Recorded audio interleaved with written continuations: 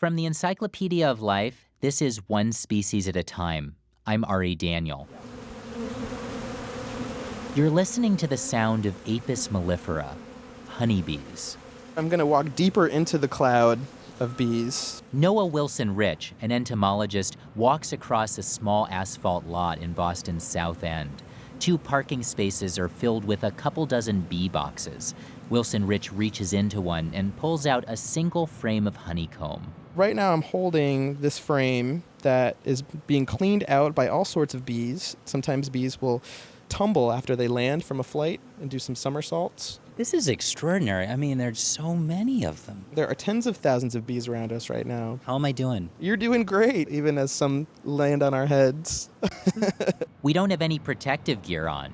Wilson Rich is only wearing shorts and a t-shirt with the words "Best Bees" printed across the front. That's the name of the honeybee research company he founded a few years ago. We head inside, and Wilson Rich shows me the company's modest lab space. So the research is really focused on ways that we can make bees healthier. You probably know that bees aren't faring so well these days. Some call it colony collapse disorder. Populations are at an all-time low due to disease, pesticides, and habitat loss. Wilson Rich began his work to make bees healthier back in graduate school. I spent many a sleepless night poking bees with syringes. How do you do that? You gotta hold the bee down? Yes, really. One bee at a time. You can anesthetize a bee, put her to sleep, and I would do surgery or implants on bees to test their immune function. That sounds really laborious. This is graduate school. Everyone has their experiences like this. Then Wilson Rich tried a different approach, delivering vaccines and probiotics to bees orally. We can give the entire hive of tens of thousands of bees a treatment all at once. It's a lot more efficient. These treatments are still in development, and they require money, which, says Wilson Rich, has become harder and harder to come by in academia. I was finishing up my PhD, and the economy wasn't looking so good, and my experience with writing grants was not as successful as I had hoped. And so Wilson Rich developed a new funding model, which is at the core of his business, Best Bees. We fully manage honeybee hives for residents and businesses throughout eastern Massachusetts.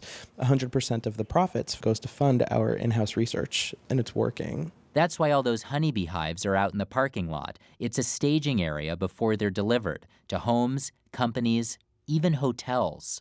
6th floor, 6th floor. and then to the penthouse. David Walsh, the facilities manager at Boston's Fairmont Battery Wharf Hotel, escorts a few of us up onto the sunny hotel roof, including Улье Marinone, who's in charge of operations at Best Bees. She puts on her beekeeping suit, makes her way over to the 3 bee boxes, and begins her inspection. I'm trying to make sure that a queen is laying eggs. So now, is this part of the service that Best Bees provides? Yes. All of this is just making sure that your hive is healthy and functioning properly. Best Bees replaces diseased honeycomb frames. Sometimes they add a new queen to hives without one. And they also harvest the honey, something that Arvi Odens, the executive chef here, is excited about using in the hotel kitchen. Cheese and honey is fantastic. Also, we have great mixologists downstairs in our bar, and they keep on asking me, "Chef, when's the honey ready?" Because they really want to start making some drinks. David Walsh sampled the rooftop honey a few weeks ago and loved it. That honey had essence of lemon. And talk about fresh, I mean, it was right out of the hives. And it was at that moment that one of the thousands of bees flying around the rooftop found its way onto the chef's head. Uh-oh, Chef just got a bee in his hair. Yeah, and he's allergic, so he's He's allergic. He is. Not to worry, though. Chef Odens headed for the hospital, and despite a bee sting to the temple, he ended up being just fine. I reached him by phone a couple days later. No swelling at all, just a little bit of a bump, and that's about it. Odens doesn't mind, and it hasn't changed his view of those rooftop honeybees. I love bees and honey so much. It's very challenging for me to stay away from them. Noah Wilson Rich, the founder of Best Bees, feels the same way. He loves bees. And in the interest of full disclosure, I should say that while he and I were standing inside that bee cloud in the parking lot, we both got stung. I think I just got stung. Ow. Me on my left arm, Wilson Rich on his fingertip. I can get you some ice if that would Maybe, help. yeah. Let's do that, But he's used to getting stung. It's kind of an occupational hazard. I've had hundreds of stings in one day. That's like a tough day at the office. But for Wilson Rich, a tough day at this office, surrounded by honeybees and all the research underway to make them healthier, beats any alternative.